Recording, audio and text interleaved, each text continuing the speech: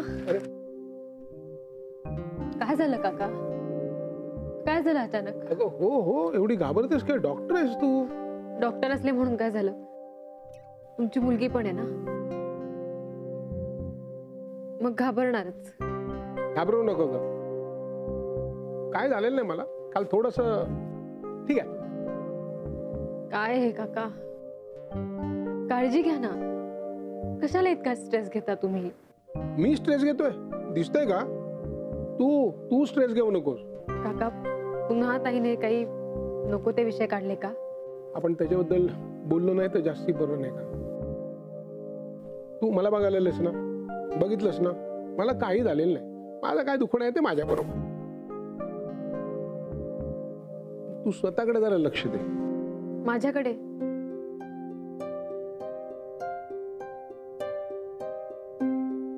मी बोलू? हो. तू जेव्हा दिल्लीला गेलीस ना, तेव्हा जायच्या आधी आपण भेटलो होतो, तुला आठवत असेल. मानसी, त्यावेळेला तुझे काय सांगितलंस ना. पण मला विक्रांतबद्दल जे वाटतंय त्याला सलील प्रेम असं म्हणतोय, आणि त्याला तसं का वाटतंय याची 10 उदाहरणं दिली त्याने मला. तो 10 नाही 100 उदाहरणं दे. तू त्याला सांगायचं, स्पष्टीकरण द्यायचं, त्याला समजवायचंस. नाही करू शकले मी. का? कारण तो जसं जसं बोलत गेला तसं तसं मला त्याचं म्हणणं पटत गेलं काका. त्यानंतर मी फार बदलून गेलो. म्हणजे फार विचित्र अवस्था झाली ती. काही गोष्टी मला एकट्याला माहित होत्या, कोणाला माहित नव्हत्या, मी सांगू शकत नव्हतो.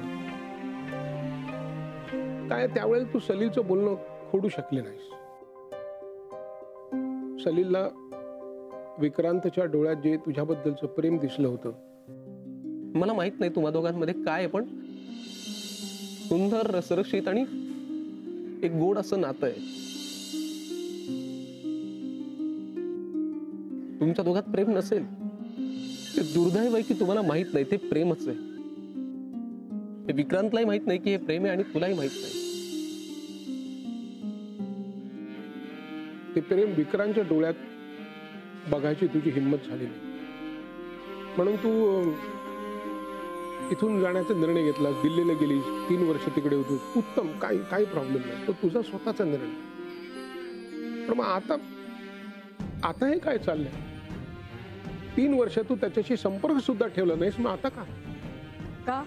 तुला असं वाटत असेल की त्याची जी काय नंतर अवस्था झाली ती तुझ्यामुळे झाली, म्हणून तू असं वागतेस? ईशासाठी वागतेस की स्वतःसाठी वागतेस? मला तुझ्याकडनं कुठलंही उत्तर नको आहे. मला फक्त एवढंच म्हणायचं की तू जरा याचा नीट विचार कर. काका, मला खरंच वाटतं विक्रांतच्या डिप्रेशनसाठी मी जबाबदार आहे. मग 3 वर्ष त्याच्याशी संपर्क न ठेवणं हा त्याच्यावरचा उपाय आहे का? नाही, उत्तर नको आहे मला. उत्तर काय आहे ना, ते तू शोधायची गरज आहे. ते जास्त महत्वाचं. छान गप्पा चालल्या आहेत. हा, आता बरी आहे ना तब्येत? काय नाही, आता मुलगी आली ना माझी. काय बोलताय काय एवढं? जरा सेकंड ओपिनियन घेत होतो. बरं, तुम्ही दोघं काय घेणार? म्हणजे चहा, कॉफी का तुमच्यासाठी गरम सूप आणू? एकत्र? मला काही नकोय. तिला काय होतं विचार. तू काय घेणार? काहीतरी घे ना. नाही काकी, काहीच नको. निघते मी आता. काका, यू टेक केअर. तू सुद्धा सांभाळून जा. हो, येते का?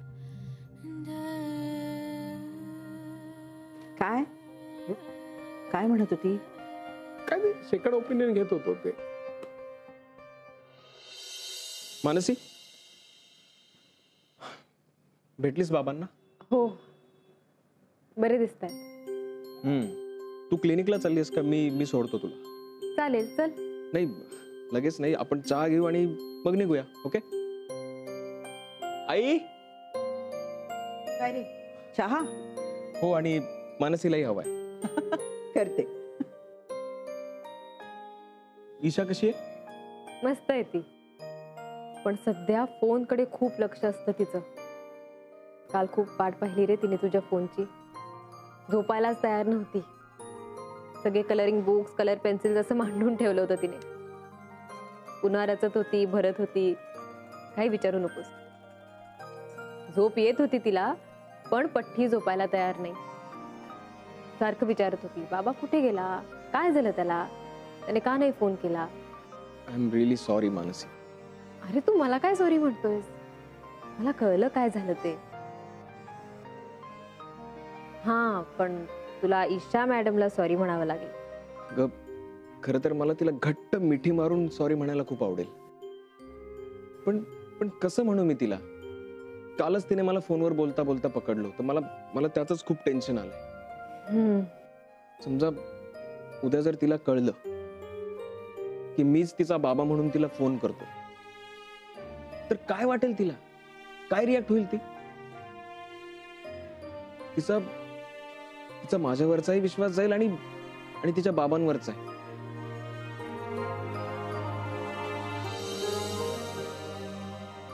ईशा, तुझी मम्मा आले नाही अजून तुला न्यायला?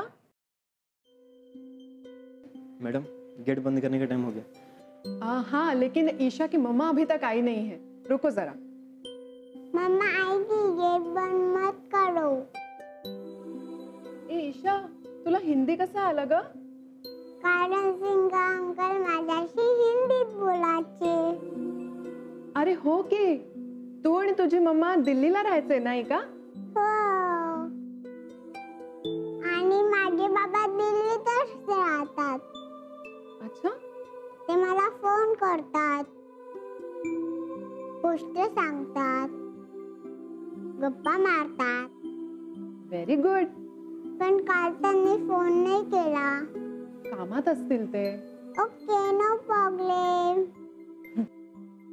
पण विक्रांत काका माझ्याशी बाबासारखाच बोलतो. हो का? हो. मग तू आणि बाबा सेम आहेत का? विक्रांत काका दिल्लीचा बाबा एकच आहे की दोन? सांगा ना टीचर. पण मम्मा का नाही आली? थांब हं, तुझी मम्मा येईल आता. ती बघ आली. हा sorry teacher, thank you. Okay issue, चला टाटा करा टीचरला.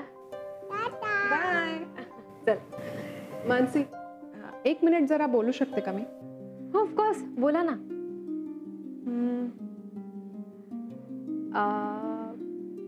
इशू बेटा, त्या रोजी टीचरला टाटा करून येते. आता ईशा मला एक प्रश्न सारखा विचारत होती. ती विचारत होती की तिचे विक्रांत काका आणि बाबा सेम आहेत का? ओह, मला याचा अर्थ काहीच कळला नाही, म्हणून मी मला कळला अर्थ टीचर. मी समजावते तिला. नाहीतर ती मला परत परत तेच विचारेल आणि मला तर काहीच माहिती नाही. नाही नाही नाही, मी करते तिला एक्सप्लेन. मी समजावते तिला. थँक्यू.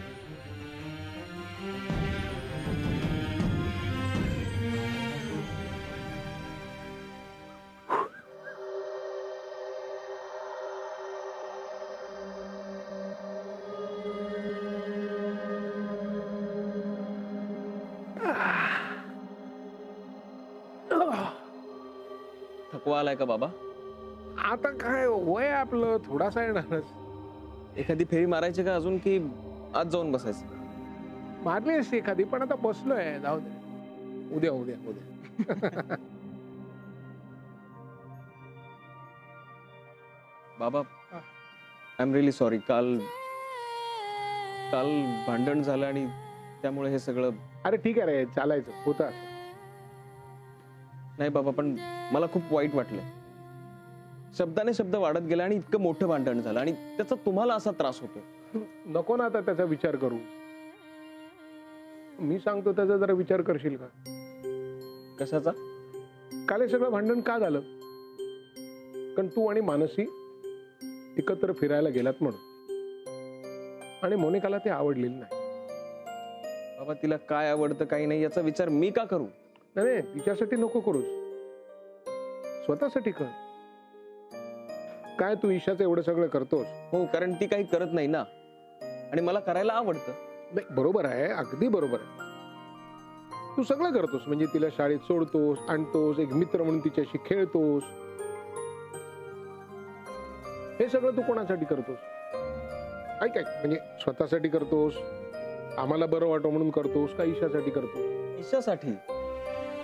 मानसी एकटी सांभाळते ना तिला, आणि ईशाच्या आयुष्यात बापाची कमतरता आहे. ती कमतरता फक्त मी भरून काढायचा प्रयत्न करतो. हे बघ, आज ईशा बरोबर मानसी होत, म्हणून तुम्ही तिघे जण फिरायला गेला, बरोबर? हो. सगळं जर नीट असतं तर ईशा बरोबर कोण फिरायला गेलं असतं? मोनिका ना. म्हणजे तुम्ही तिघे फिरायला गेला असतात ना, पण गेलं कोण? आता काय की ईशा मानसीलाच आपली आई मानते. हो. खरं तर कोण फिरायला जायला पाहिजे? तू, मोनिका आणि ईशा. ऐक ऐक, कारण ईशा ही मोनिकाची मुलगी आहे. मोनिकाने काहीतरी कागदपत्र आणून तू तिचा बाप आहेस हे सिद्ध केलं, म्हणजे पुढे ते असा विचार करू शकते की मी मानसीला कधी रिप्लेस करू शकेन.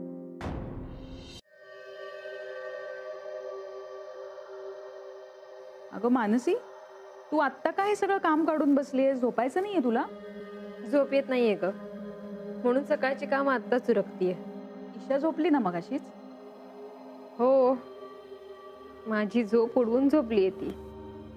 का? अगं तिने तिच्या टीचरला काय विचारलं माहितीये? दिल्लीतला बाबा आणि विक्रांत काका हे एकच आहेत का? कशी लागणार झोप सांग तू बरं. आणि त्यात तिच्या टीचरने एक टोला हाणलाच. म्हणाली काय ते नीट आणि लवकरात लवकर तिला समजवा, नाहीतर रोज रोज ती मला प्रश्न विचारेल आणि मला काहीच माहित नाहीये. मुळात मला एक कळत नाही, तिने टीचरला हा प्रश्न कसा काय विचारला? शाळेतल्या टीचर्स इतक्या जवळच्या वाटतात का ग मुलांना? हो, असतं तसं. बघ ना, घरामध्ये मुलं सगळं आईचं ऐकतात, ती त्यांच्याकडे लक्ष देते. तसं शाळेत त्यांच्या टीचरशिवाय दुसरं कोणी नसतं ना मोठं. त्यामुळे या बाईंना सगळं कळतं, त्यांना सगळं माहिती आहे असं वाटतं लहान मुलांना. तू आठव ना, तू लहान असताना ना तुझं सुद्धा असंच असणार. खरं आहे ग. तुला सांगू, माझे वडील जेव्हा आजारी पडले ना, तेव्हा माझा भाऊ, सगळ्यात धाकटा भाऊ, शाळेत होता. एकदा त्याच्या बाईंनी मला विचारलं की तुमच्या वडिलांना बरं नाहीये का? मी म्हटलं हो का? तर त्या म्हणाल्या की तुमच्या भावानी मला सांगितलं. म्हणजे त्याला जे काही वाटत होतं पण व्यक्त करता येत नव्हतं, तो ते शाळेत त्याच्या बाईंना जाऊन सांगत होता. सही अगं, मला आत्ता कळतंय ईशाच्या प्रश्नांना उत्तर देणं हे किती मोठं चॅलेंज आहे, आणि मला लवकरात लवकर तिच्या प्रश्नांना उत्तर द्यावी लागणार आहे.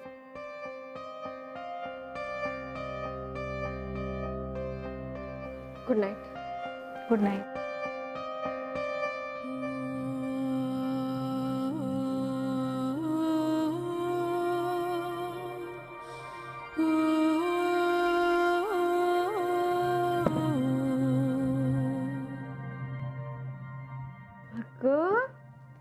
पिल्लू, तू जागी आहेस?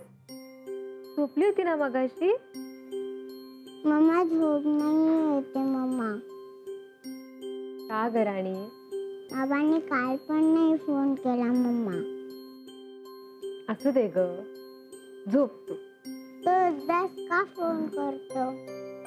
कारण अगं त्याला तेव्हाच वेळ मिळतो. पण काल त्यांनी फोन नाही केला. मला पण माहित नाही ग. मम्मा तर तुला पण नाही सांगत? बाबा तुझ्याशी कधी बोलतो? त्याला जसा वेळ मिळेल ना तसा बोलतो. का? अगं का म्हणजे काय पिल्लू, तो बिझी असतो ना, खूप काम असतं त्याला ऑफिस मध्ये. मम्मा तो इकडे का नाही येत? अगं मला तिथे ऑफिस मधून सोडत नाही ना, म्हणून. तू कधी येईल आपल्याला भेटायला? येईल हा, लवकर येईल. तू झोप बरं आता. पण मला आता बोलायचंय. इशू उशीर झाला ना पिल्लू, झोप बरं तू आता. मम्मा मला बाबा भेटतच नाही आणि फोन पण नाही करत. मी एक काम करणार आहे.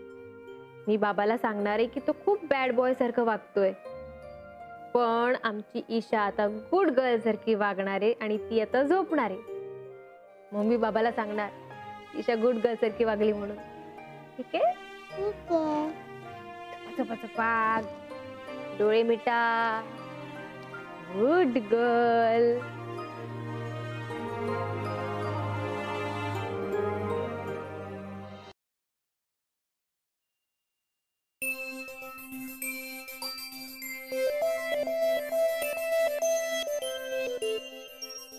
ए, हात धुतले? नाही, पण खूप भूक लागली दादा. अरे शिरा तुमच्यासाठीच आहे, पण हातपाय धुवून झाल्यावर. हे राहू दे ना ग आई. हे बघ, साफ तर आहेत. मी तुम्हाला किती वेळा सांगितलंय, हा? जंतू हे दिसत नाहीत, पण ते असतात, कळलं? आणि तुम्ही असं हात न धुता जर खाल्लं तर ते जंतू तुमच्या पोटात जाणार आणि तुम्ही आजारी पडणार. आता कळलं. आता कळलं ना? मग पटकन जाऊन लाईफ बॉयने हात धुवून यायचं. पळा पळा पळा.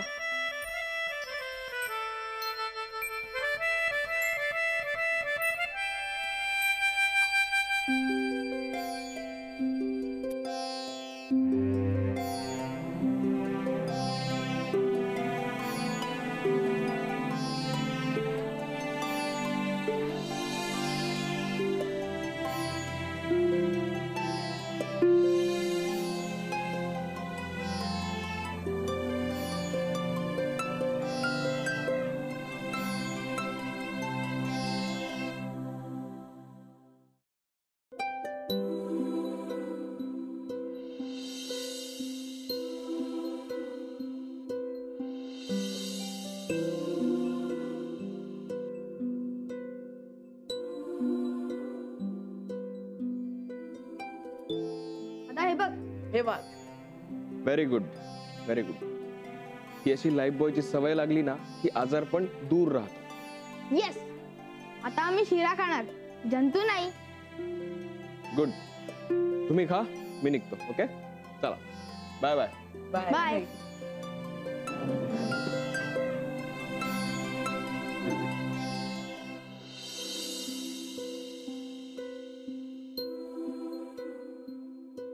मी तुझा डबा आणते. हा, मम्मा विक्रांत काका कधी येणार? अरे हो. तू 1 to 10 मोज, मग बघू तो 10 म्हणायच्या आत येतो का. चाल. 1 2 3 4 5 6 7 8 9. अरे आला की टोपण तू. 10 म्हणायच्या आत. अरे वा, मग मला तर बक्षीस मिळायला पाहिजे. काय बक्षीस देणार तू? मी तुला गोष्ट सांगू? हो, चालेल. अरे बापरे, येतो गोष्ट सांगणार. तुम्ही बसा, मी माझी कामं आटपून येते. मला ऐकायची आहे गोष्ट तुझी. हा, सांग. मला माझ्या बाबांनी गोष्ट सांगितली ती गोष्ट सांगू? हो. ओके. एक हसते भावडी, तिला खूप छान छान खपरे असतात. मग तिचा छोटा फुबू आणि तिचा स्मॉल बेबी. मग त्या घरात एक शेती राहत असते. आणि मग तो फ्रॉक हरवतो आणि मग ती डॉल तो फ्रॉक शोधत असते आणि तिच्याकडे एक फेवरेट डॉगी असतो तिचा. तो पण तिला फ्रॉक शोधायला मदत करत असतो, पण फ्रॉक सापडतच नाही. मग ती डॉल खूप रडायला लागते, खूप रडायला लागते आणि मग त्या डॉलची आई येते. आणि ती विचारते आमच्या डॉलला काय झालंय रडायला. काका तुला कसं माहिती ही गोष्ट? म्हणजे ही तर माझ्या बाबांची गोष्ट आहे.